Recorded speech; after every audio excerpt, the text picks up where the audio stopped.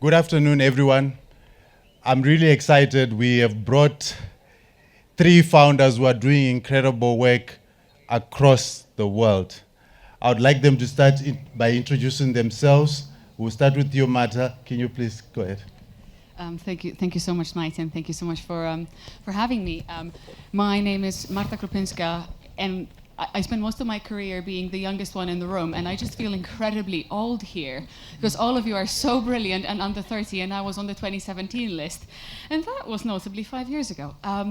My journey, I've been a founder 3 times. I come from Poland, which is this country that perhaps not very fortunately for it is sort of nestled between Germany and Russia, and when you think about geopolitics of Europe, that's quite tricky. I started my first business there. It failed miserably. I learned a lot from it, and I moved out of Poland, first to New York and then to London, where I was trying to solve my own problem of having to send money back to my mother. That was unbelievably expensive, and I'm sure that if I look around the room, there are people here that have experiences with remittances and how unbelievably expensive they are. So I built a business called Azimo that does low-cost money transfers. We got to 5 million users in Europe, saving hundreds of millions of pounds to hardworking migrant families that I'm really, really proud of. And it was an incredibly difficult experience. At the intersection of fintech and IT in 2012, there really haven't been very many women. So if anything, I'm so delighted to see so many incredible entrepreneurs here today. Since then, I started another business, and I realized that throughout my journey, I'd had 7 co-founders, and they were all white men of a particular pedigree, which perhaps made me particularly open to joining Google when they knocked on my door and said, would you want to lead our work in startups in the UK? There are 3 theses and 3 things that I really focus on. One is working with founders that are solving real problems with technology. So respectfully, if you're building a high-frequency trading platform, I think you probably don't need my help. Somebody else is going to help you out. The second one is working with underrepresented founders, which we understand predominantly as women and founders of color. And the third one is thinking about what would happen if we gave the resources of places like London, its big corporates, its investors, and brought these resources to emerging markets in Europe, Middle East, and Africa. And this actually is what brings me to Botswana, because over the past 3 years, some of the most interesting work I had the pleasure of doing was with exceptional Black founders and African founders. So I look forward to sharing a little bit more about that later. But again, thank you so much for having me on the panel. Thank you. Annie? Excellent. Thank you so much, Knight, and super excited to be here. And thank you, Forbes, for hosting this incredible conference today. My name is Annie. I'm the co-founder and CEO of H2Ok Innovations. We are a IoT-enabled analytics platform focused on providing data-driven optimization of industrial liquid and fluid systems for manufacturing and supply chain. So what we really believe in is how do we unlock previously untapped data for our customers that comprise society's most fundamental sectors to now enable them to gain a competitive advantage in the way that they operate, both becoming more sustainable but also more efficient. And a little bit about my personal background, I studied economics and computer science at Harvard, where I actually left school 2 years into college to work full time with my incredible co-founder David right there, who's also recording me. But being a female founder, a young female founder of color in an industry that I'm oftentimes the only person who looks like me in rooms of hundreds of people. I think something that is really important to me and I'm passionate about is supporting other female founders and founders of color and young founders as well, working in industries that may oftentimes seem more unsexy or more antiquated, but are really, really ripe for disruption. And we believe that manufacturing is itself something that is an incredible opportunity and so ripe for innovation, even in Africa, for instance, in kind of seeing this manufacturing renaissance in Africa and in Botswana with beef processing being something that is so critical to the industry. Why I'm kind of here is we want to make Botswana the most innovative and most cutting edge manufacturing country in even just beef processing, diamond mining in the world. And really excited to connect with other entrepreneurs and people in the industry and government and manufacturing, and excited to be here. Thank you so much for your time. Yes, sure. Tell us about you. Thank you so much, Knight, and to the whole Forbes team, as well as everyone for being here. Also really appreciating that brief moment of shade that settled in. As you can all see, the panelists here, we have a lot of similarities. In addition to our common founder backgrounds, we all have excellent taste in color, so we are very much color coordinated. I have a similar experience to both of them here. Also started my career as a founder, where we sold into some of the largest banks and universities in the US. And then joined Goldman Sachs to cover some of the largest technology companies in the world, including worked on Google's 12.5 billion acquisition of Motorola, worked on a lot of emerging economy deals. Happy to chat a little bit more about why I find opportunities here in Africa so exciting. And then for the past 8 years, I've been running a venture capital fund focused on very early stage startups in B2B and software that really power the future of work, and also been teaching entrepreneurship at UC Berkeley on the faculty. The first time I came to Africa was actually more than 15 years ago to do work around developing entrepreneurship curriculum with the United Nations. And the last time I was here was just a couple years ago, right before COVID, with TechCrunch's very first conference here in Africa. So it's really exciting to be back here and see how every single time I'm here, how much exponential change has taken place and how much more innovation and entrepreneurial spirit and so many more startups emerging. So I'm excited to learn more from all of your stories as well. Thank you. So, Marta, I just wanted to, we've got a lot of founders here today, and I just wanted to find out how can they work with Google for start. Hey, you as the head of Google Startup, how are you engaging African entrepreneurs, and how can they work with you? Most of the times, these big names like Google, most of us don't really know how can we access those doors, open those doors. So how can you, what can you say about it? Lovely, thank you so much, Knight. So I would like to start with giving a big shout out to my wonderful colleague Folarin Busi, the really tall dude in what's that, purple? Again, great taste in colors. We've all got something in common. Folarin is our head of Google for Startups in Africa. Last year at Google, we announced Google Black Founders Fund Africa. Black Founders Fund is a project that we've been running for the past 2 years. It started in the US, initially founded by my incredible colleague Joel Burks. We invested in 76 Black-led startups in the US. We then opened the fund in Brazil. We then brought it to Europe, and Black Founders Fund Europe is the fund that I co-lead. And then last year, we brought it to Africa. And Folarin and his team have been working tirelessly on investing in 50 companies from across the continent. I think we've got 9 countries represented, but no one from Botswana. So I think we might have to do it again, just to include more founders from Botswana. But I would say if you're a founder, yes, come on. That's our commitment. Okay, it's recorded, so now we have to do it. So if you're a founder working on a scalable tech solution that is both brilliant, has a global mindset, but also recognizes that sometimes personal excellence is a great start, but it needs to be coupled with money and some mentorship and some support, access to resources. Last year, I believe $5 billion were invested on the continent into tech startups. That's, I believe, less than 10% of what goes to the UK alone. One country versus 54, so I think we have a bit of a responsibility as a global community, including the investment community, to look at the talent here. So the way the Black Founders Fund works, we invest a small amount of money, up to 100, well, small, depending on where you are, up to $100,000, and then that's paired with 6 months of support from the best of Google, which is our people, our products, and our best practices.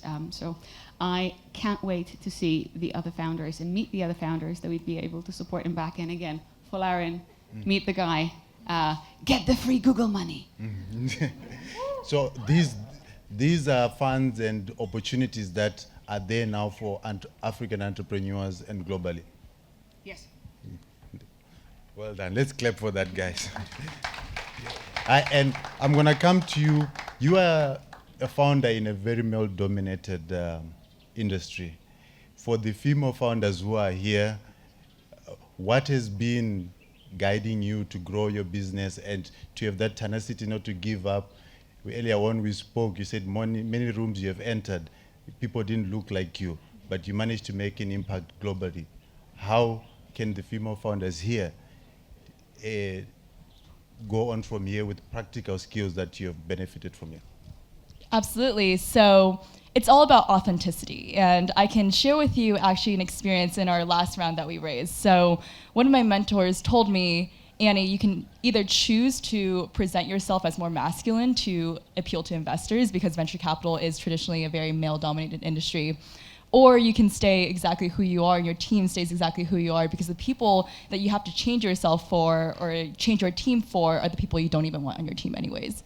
And so really took that advice to heart and had an incredible fundraise where we actually were oversubscribed and closed it in 2 weeks. And I think this lesson of being authentically yourself and unapologetically yourself, and your team being unapologetically themselves, even if they are different in an industry where you might be the only people who look like you, is so empowering, turning that systemic almost bias against you as something that is an advantage. I think that chip on our shoulder is something our team at H2Ok Innovations really turns and fuels our own fire, that we have this mindset that we will do anything it takes. And I think that that's something you can turn into self-empowerment, this negativity.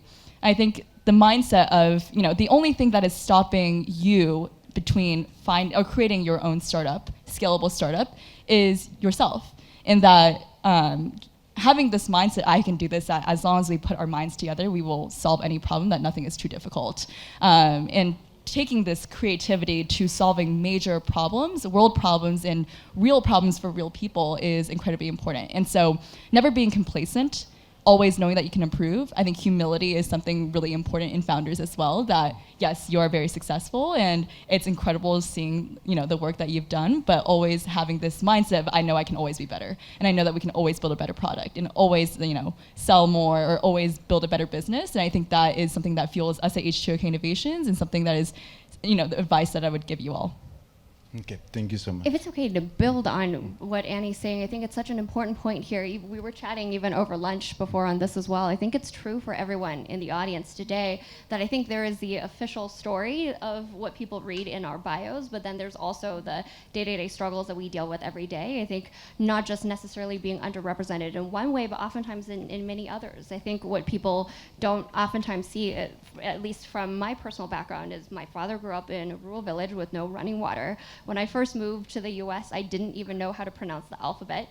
And obviously when I was going to school and trying to build my first startup, I was working 7, 8 different part-time jobs to just try to make enough money to cover tuition, room, and board. And I think there's a lot of these steps along the way that we all take that I think is true across everyone sitting here today. I think we all had to have overcome significant difficulties to be here. And I think authenticity is something that I'm still very bad at. It's really hard to talk about the things that are challenging to us, but hopefully this at least is the start of a conversation. I would love to learn all of your stories better, and hopefully we'll have a chance to get to know each other better throughout the rest of our time here.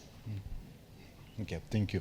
Earlier on, we discussed that Botswana is not, I think this question will come straight right back to you. Botswana government recently announced that there will be a Ministry of Entrepreneurship.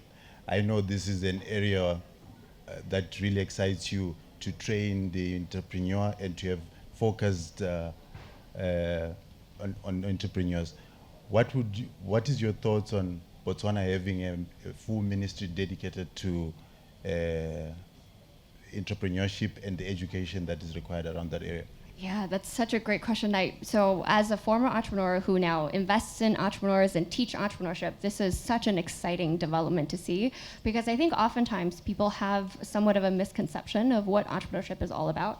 Oftentimes when we think of entrepreneurship, that term, even Marta, Annie, and I were talking over lunch that it's been somewhat co-opted by tech startups, but really entrepreneurship refers to well beyond that. And so when I think about entrepreneurship, I really think about the most efficient way to solve a problem.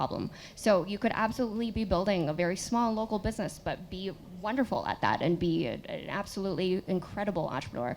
So I think when I think about having systems of support and a ministry to support that, I think it's incredible. I think there's three main ingredients to any successful entrepreneurial ecosystem, and certainly is true for Silicon Valley, where I'm based out of. I think number one is starting with education and access to quality education. So having a ministry that focuses on that is absolutely the starting point. The second piece is having access to great professional experiences to continue to build on what you learn in school. And then the third piece is access to capital, which is what Marta's talking about. So once you've developed all of your skills in an environment and in a professional context, how do we then access capital in order to continue to build upon that? So I think the ministry will be great for really putting in all those three foundational pillars to foster more entrepreneurs here in Botswana. And if I can just quickly build on that, I completely agree with everything you just said. And the only thing I would add is I think the power of partnerships. So not only taking the government resources, but also partnering with big corporates, but also partnering with the third sector.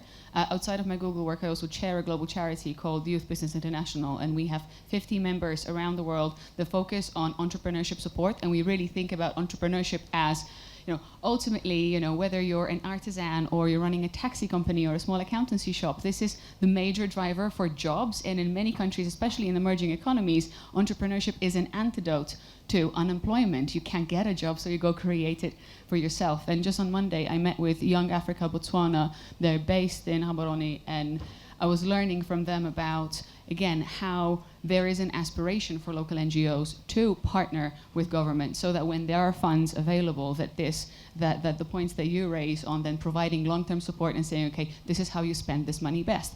This is how you work on your cash flow. This is how you build relationships. I think if, as an ecosystem, there's more collaboration, I think this is going to be a hugely successful ministry. Thank you. And I'd love to add to what Marta and Shuo, you mentioned. I think part of it also is building a pipeline of entrepreneurs in a way that now other young founders or prospective founders see, these are people who look like me, who come from backgrounds similar to me, who have similar stories, and look at where they are now. And that inspires me that, okay, this is something I know I can do as well. Where entrepreneurship now is a option that's viable for people to pursue, and especially young African entrepreneurs to pursue. I think that, and this goes back to what I was talking about in terms of mindset and relentlessness, in terms of being empowered that this is an opportunity for me. And even if you encounter problems and challenges like cash flow, for instance, or lack of cash flow or lack of funding, that we can think through, okay, these are things I can tweak in my sales process, these are things I can tweak in my product, these are things that I can tweak in my team in which I can be able to create or land this next contract or this next sale, or be able to close this next employee, for instance, or build this aspect of my product. And I think that that entire part of role model and creating that pipeline is something that will be incredible in Botswana. Okay. In fact, I hope this is the start of a community of peers who can help each other, right? I am excited to learn from all of you. I think what's been most beneficial to me in the past had always been learning from people who were just a step ahead of me. Not necessarily, mentors we look up to, but they're 10 years ahead of us. They're really helpful and inspiring, but they're not going to help us solve our immediate problems. So I think it's having folks who've just gone through what you're about to go through who can be really helpful to what you're doing now. Similarly, I've also been involved in a nonprofit called Decode. I have the fortune of sitting on the board of this nonprofit alongside folks like the Chief Privacy Officer at Google, the CTO of Microsoft US. They're wonderful mentors and friends to look up to, but they're 30 years into their career and they're amazing to work with, but it's all about how do you build a local network. In fact, for this nonprofit called Decode, it's the largest technology and entrepreneurship community that's co-hosted between Berkeley and Stanford, and most of their content is open source on YouTube, online. So for anyone sitting here that wants to tap into Silicon Valley and wants to learn more about what's going on, I certainly encourage you to look into all of these free and openly available resources in these different innovation hubs. I know Annie's in Boston, Marta is out in London, I'm based out of San Francisco Bay Area, but there's all of these different resources that you can look into, even if you're based here locally, where you can learn best practices from peers around the world. Okay, so now I just want to, we have a lot of founders here, a lot of entrepreneurs. You have worked, the three of you have got great experience in seeing companies being founded, growing to become big companies. what are the key teachings or key lessons you can give to African entrepreneurs so that we can be able to build businesses that attract global funding, that are scalable, so that we don't fall in the trap of building small businesses that will be small business for 15 years, 20 years, right?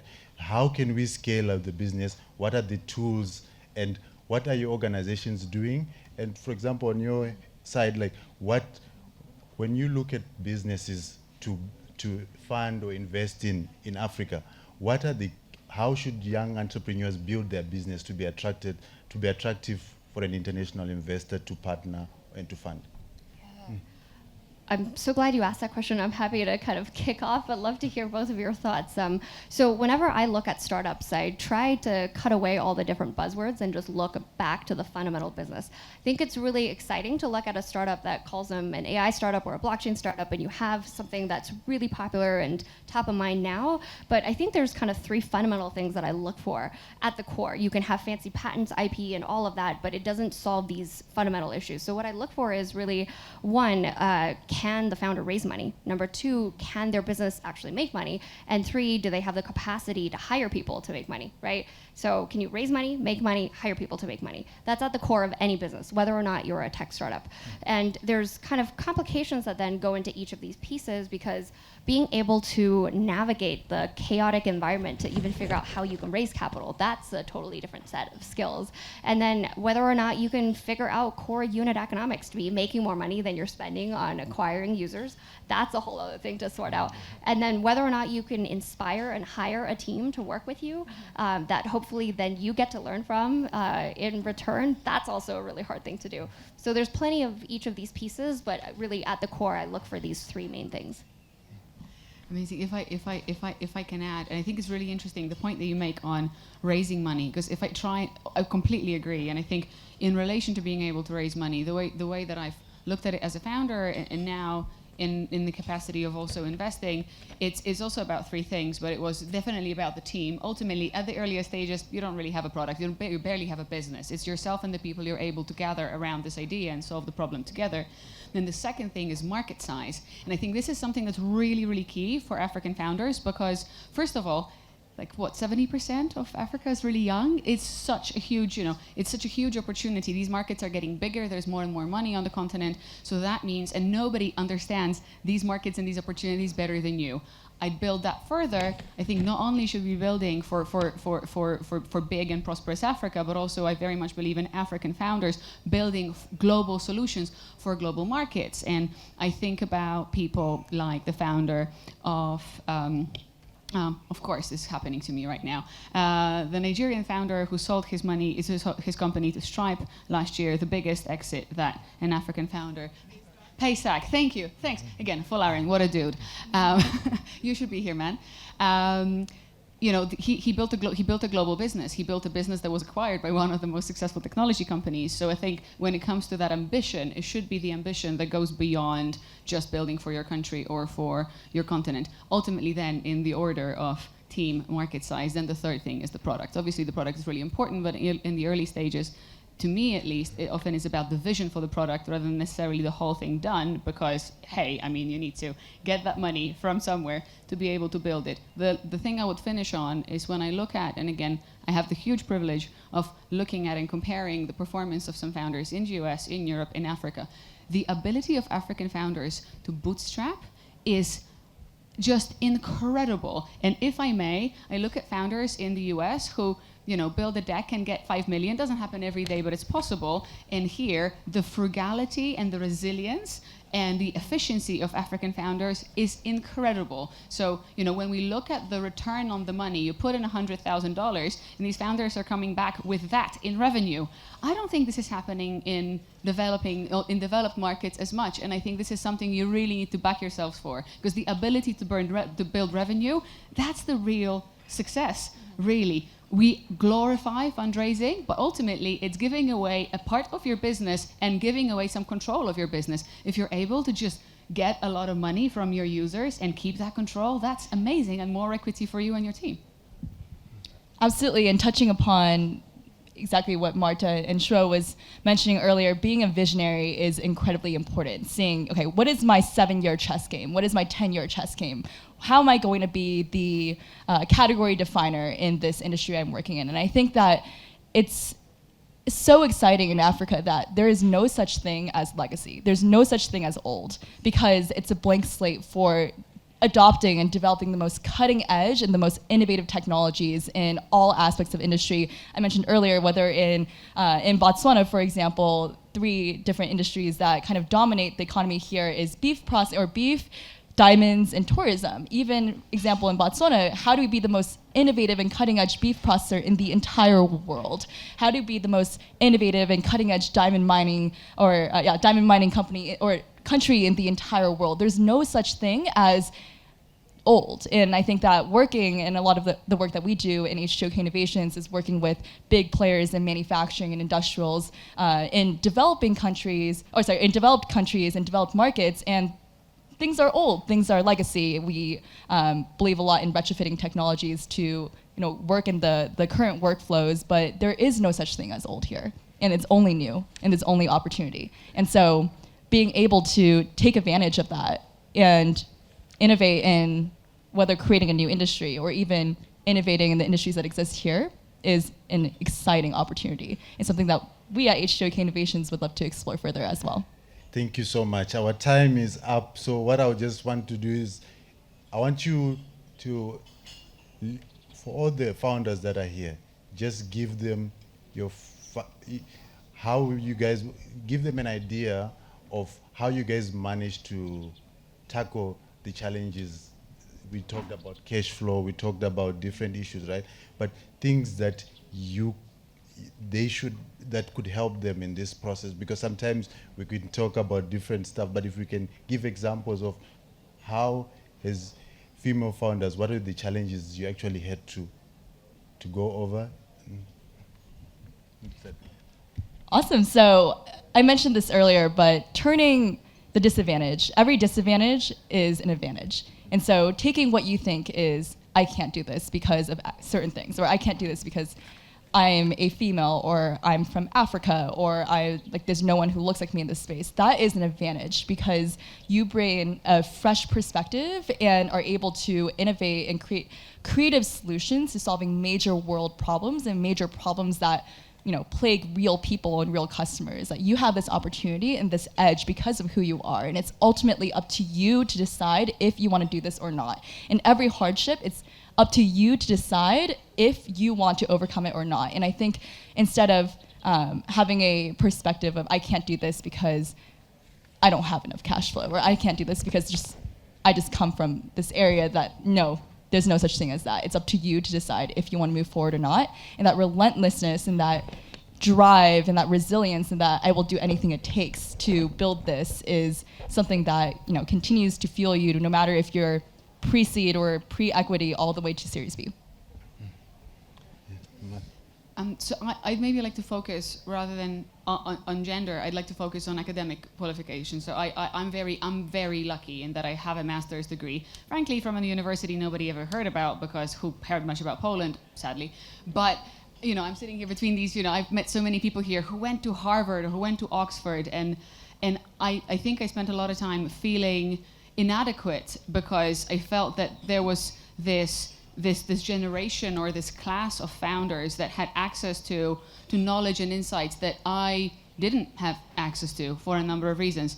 And I look back, and one of my favorite quotes, the sort of, this thing that you listen to as good advice, is that first-class strategy paired with second-class execution will always lose to second-class strategy and first-class execution. What I mean by that is, maybe I or other founders wouldn't always have access to the best quality data, will have the most prestigious advisors on their board who would give them access to that insight. But if you understand your customer, if you spend enough time understanding what is the pain point that you're trying to solve, and if you just relentlessly execute, I think this is incredibly powerful. And this is also something that democratizes entrepreneurship, because we don't all come from the same backgrounds, we come from different walks of life, we have different levels of access, but we're able to learn from our users and build products exactly for them. And that everybody can do. That's perfect. Given we've talked about gender and academic qualifications, I thought maybe I would tie it back to our under 30 theme, given that this is the focus of our conference.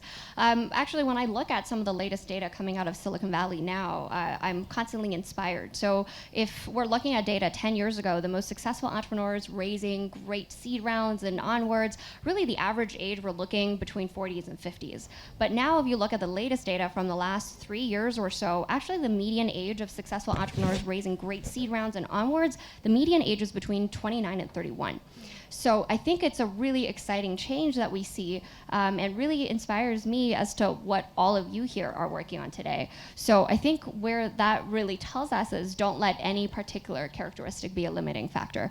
One thing that I've seen consistently across some of the best entrepreneurs I've worked with is that they tend to focus on one iterative habit. So not trying to tackle everything at the same time, but there's just this one thing that they work on getting better at over time, and they keep on iterating away at this one habit. So it could be writing, it could be being better at posting on social media, it could be that they just want to focus on exercise and having a healthy body.